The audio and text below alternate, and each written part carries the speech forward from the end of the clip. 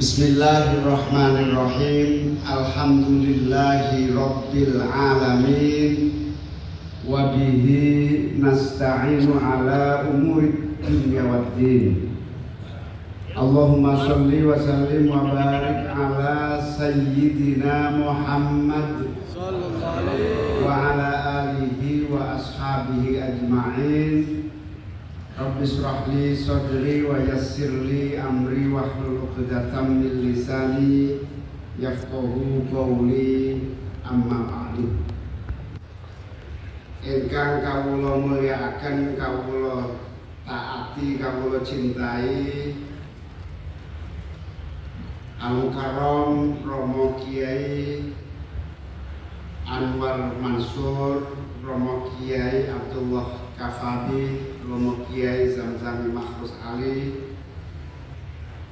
Kiai Athoillah Anwar, Kiai Anim Makhrus Ali, sedaya kiai-kiai ingkang rawuh, dzurriyyah pengasuh Pondok Pesantren Lirboyo, para kiai-kiai ingkang rawuh dari berbagai daerah, para alumni, termasuk alumni yang paling kula deni Gus Yusuf Pudori, alumni tahun 85 94 lulus. Sedaya kiai ingkang rawuh ingkang kawula mulyakaken saking berbagai daerah di seluruh Indonesia yang saya cintai. Alhamdulillah, kawula sangat berbahagia, bersyukur kehadirat Allah, saged diundang dan saged sowan Yai Anwar, romo-romo kiai sedaya dalam rangka munas himasal sekaligus LIM, LIM, Lembaga Ittihadul Mubalighin, yang sangat penting bukan saja bagi para alumni Lirboyo, juga bukan saja bagi pesantren Lirboyo, tapi himasal amat sangat penting bagi seluruh perjuangan Islam Ahlus Sunnah wal Jamaah, bagi perjuangan Nahdlatul Ulama, bagi perjuangan bangsa dan negara. Wau kula mandhap sowan YKKB saking mobil langsung kula Rois Surya NU pundi wau kata.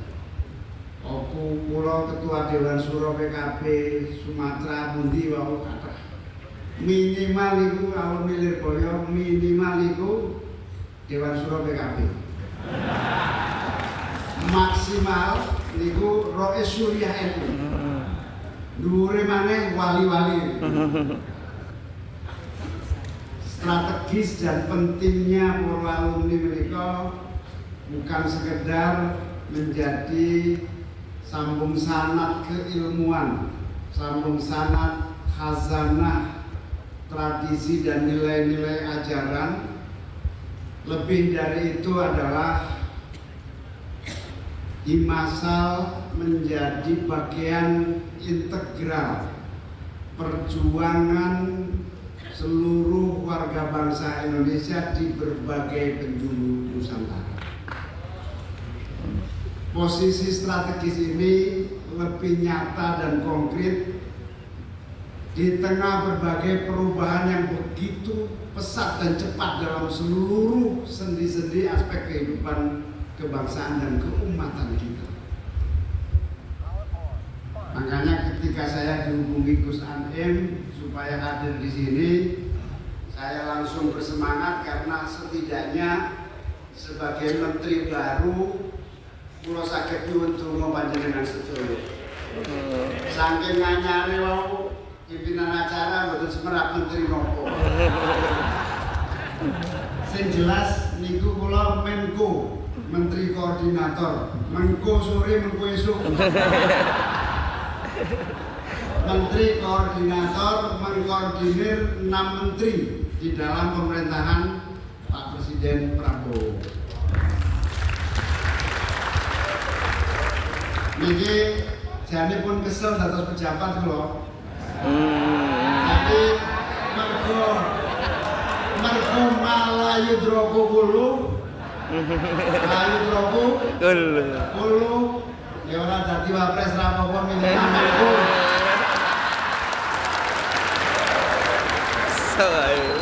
Niku ingkang merentah nggih Gus Yusuf niku. Minimal dados dhuwurane Saifullah Yusuf lah. Niku minimal. Dados para kiai ingkang kawula mulyakan saking anyane menteri menika sampai pimpinan acara betul semerap menteri opo iki. Dados kula menika nyuwun pangestunipun pandonganipun panjenengan sedaya diamanahi Pak Prabowo mengelola 6 kementerian untuk satu tugas pemberdayaan masyarakat.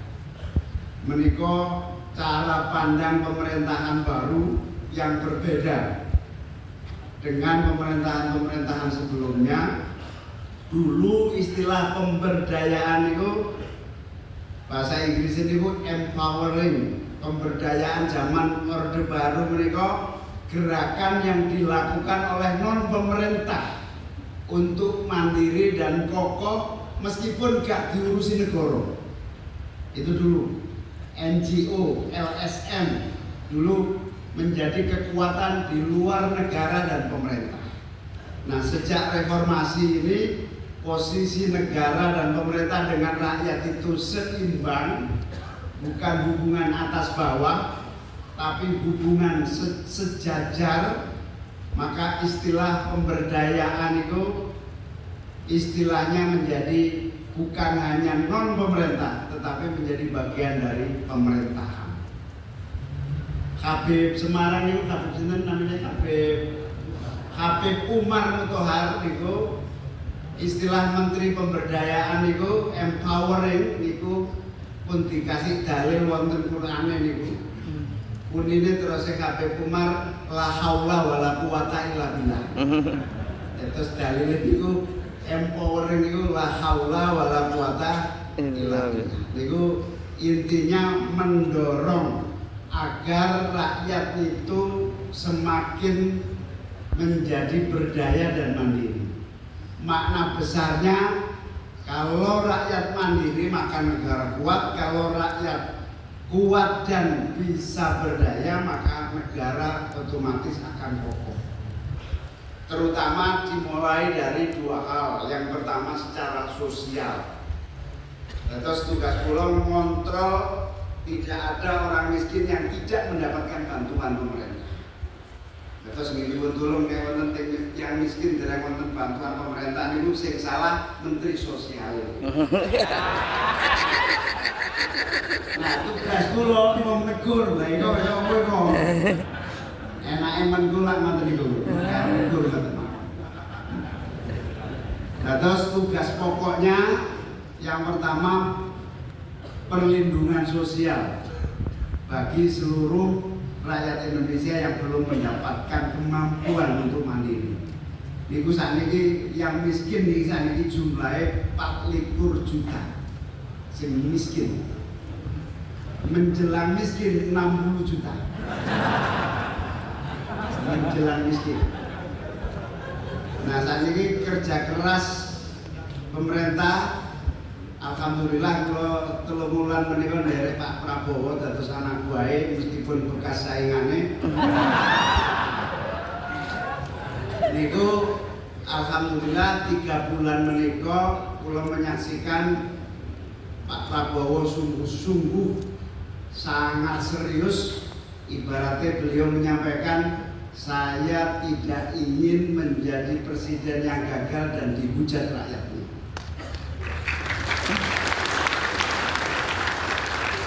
Saya ingin mati terhormat di mata rakyat. Ini diulang-ulang kali beliau.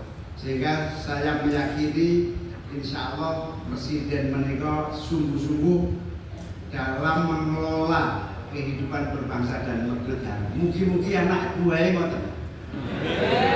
Soalnya tak delok-delok niku kabeh presiden asline nggih sungguh-sungguh, tapi anaknya buah gak jelas kabeh. Pak Karno serius, Pak Harto serius. Apa meneh waktu itu? Gus Dur serius. Bu Mega serius, Pak SBY serius, tapi anak buahnya gak ro. Nah mungkin Pak Presiden kalian anak buahnya serius kabeh nonton. Amin. Terus kula lapor dumateng Romo Kiai Anwar 3 bulan menika 100 hari tepat menika kula menjadi bagian dari pemerintahan Pak Prabowo ditugasi yang pertama wau perlindungan sosial, yang kedua mendorong masyarakat mandiri secara ekonomi dengan keberdayaan dan kemampuan menjadi pelaku ekonomi. Nah, menika penting dumateng sedaya alumni menjadi bagian dari kekuatan, karena pesantren-pesantren itu aslinya adalah ujung tombak kemandirian dan keberdayaan umat. Aslinya minimal di gembleng teng pesantren itu minimal itu tahan banting dalam menghadapi berbagai keadaan sehingga siap berdaya. Nah, posisi inilah insya Allah selagi ada pesantren-pesantren di tanah air, insya Allah pemerintahan yang ada akan menjadi dipermudah dengan support dan dukungan sinergi dan kerjasama dengan seluruh komponen masyarakat khususnya pesantren. Ini contoh ingkang saged kawula laporaken. Tapi intinya bahwa alumni pesantren wabil khusus di masa alumni Lirboyo menika amat sangat luar biasa, menjadi bagian ujung tombak dari perjuangan Ahlus Sunnah wal Jamaah, perjuangan Nahdlatul Ulama, perjuangan li'ila'i kalimatillah, izul Islam wal muslimin, baldatun thayyibatun wa rabbun ghafur. Amin ya rabbal alamin. Tugas utama menika nggih mendorong agar umat Islam wabil khusus warga Ahlus Sunnah wal Jamaah menika saged dados subjek bukan dados objek. Umat Islam ini harus terus menjadi subjek. Kemarin kami rapat dengan Presiden, salah satu yang harus dirubah hari ini perintah beliau langsung, 50 orang terkaya di Republik ini menguasai lebih dari 75% kekayaan negara ini, 50 orang. Sementara 50% warga bangsa Indonesia tidak memiliki aset dan semakin hari semakin miskin. Ini keadaan yang disampaikan Presiden yang diperintahkan kepada seluruh menterinya untuk menjadi kerjaan kita, dan kerjaan ini bukan kerjaan ringan karena pada dasarnya harus melibatkan semua pihak, dan saya yakin alumni-alumni yang menjadi kiai, yang menjadi pengusaha, yang menjadi berbagai bidang pengabdian, insya Allah tidak putus dari tanggung jawab kepedulian kepada negara dan bangsa. Dengan konteks itu, maka saya yakin di masa di bawah kepemimpinan Kiai Abdullah Kafabeh Makhrus Ali ini akan terus bukan saja mencetak santri-santri yang alim alamah, bukan saja mendorong kekuatan umat Islam kelak menjadi subjek bukan menjadi objek, menjadi ujung tombak dari seluruh keadaan perubahan, bukan menjadi korban dari perubahan. Inilah yang menjadi cita-cita kita semua.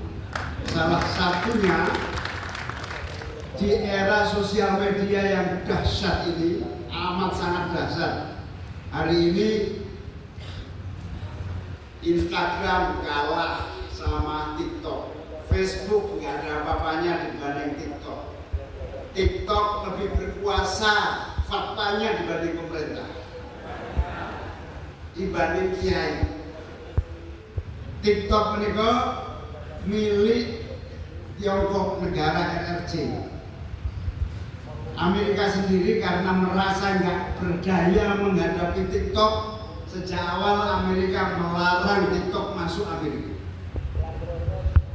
Nah, awake dhewe karena nggak berdaya, ya termasuk nggak berdaya melarang TikTok masuk Indonesia. Amerika berhasil mengendalikan TikTok dan tidak masuk menjadi salah satu platform yang ada di Amerika. Karena kalau masuk, Amerika merasa belum mampu mengatasi. Lah kok Indonesia yang negaranya ibaratnya di bawah Amerika ini kekuatannya malah lebih wani. Ini kendel apa nekat betul jelas. Nah, TikTok sekarang adalah raja di raja, menentukan pola pikir, menentukan tradisi, menentukan pola segala macam konsumsi, budaya, tradisi, ekonomi. Alhamdulillah dakwah yang sudah mulai masuk ke TikTok dengan lumayan.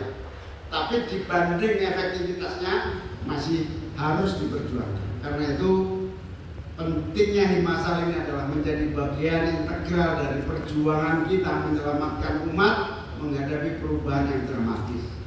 Jadi sing aktivis-aktivis TikTok ini pasti ngertos. Semua saat ini di live TikTok itu sampai nyekel welut, boleh welut itu saat ini TikTok live tuh tiap malam dan berbagai macam. Sehingga gara-gara sosmed ini pertumbuhan pelaku judi online di tanah air kita 3 bulan yang lalu masih 8,9 juta. Hari ini pelaku judi online sudah di atas 10 juta yang tiap hari melakukan judi online. Ini luar biasa sulitnya, dan uang yang masuk yang keluar ke negara lain dari judi online ini sudah di angka 99 triliun per tahun uang Indonesia masuk ke negara lain.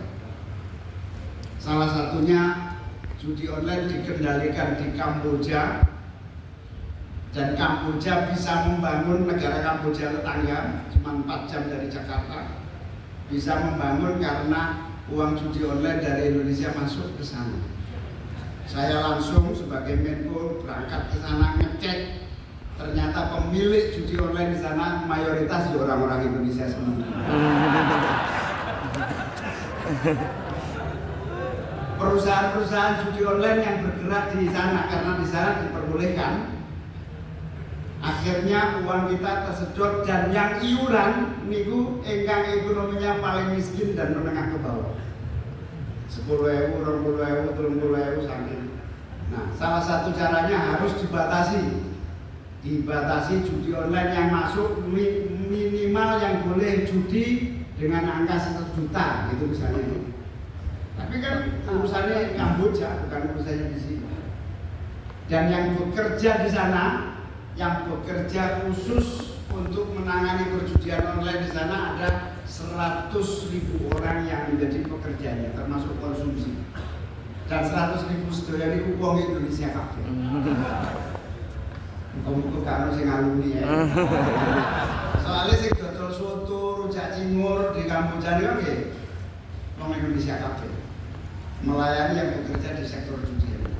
Itulah bagaimana sosial media, bagaimana di tengah lajunya perkembangan teknologi informasi, kita sedang dibobol habis.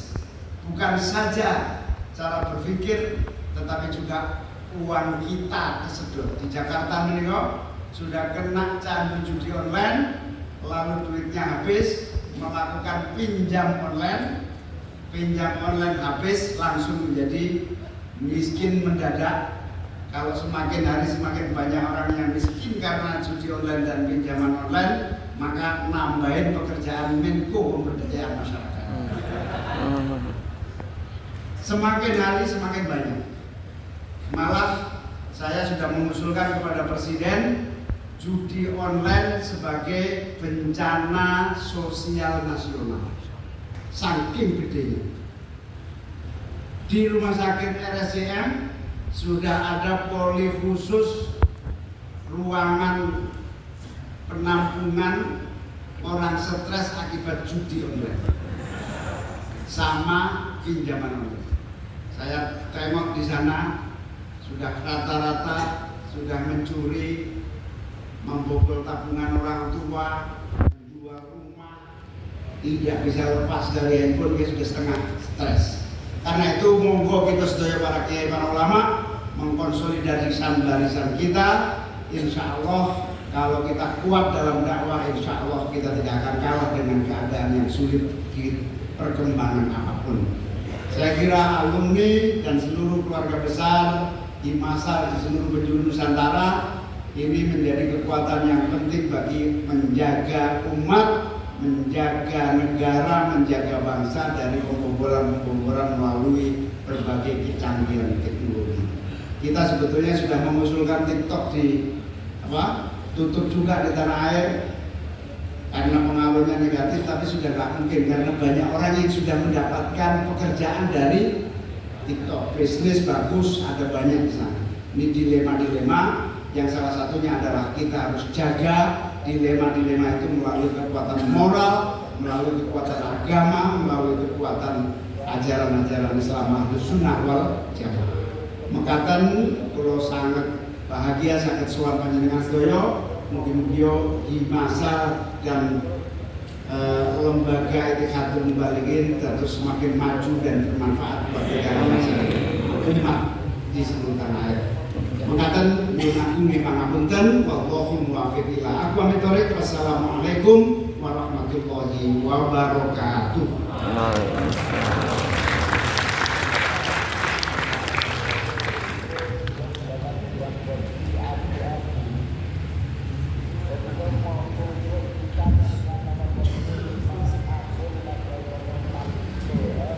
Matur suwun dumateng Bapak Dr. Muhammad Iskandar sekaligus selamat jalan menjalankan tugas, semoga selamat sampai tujuan.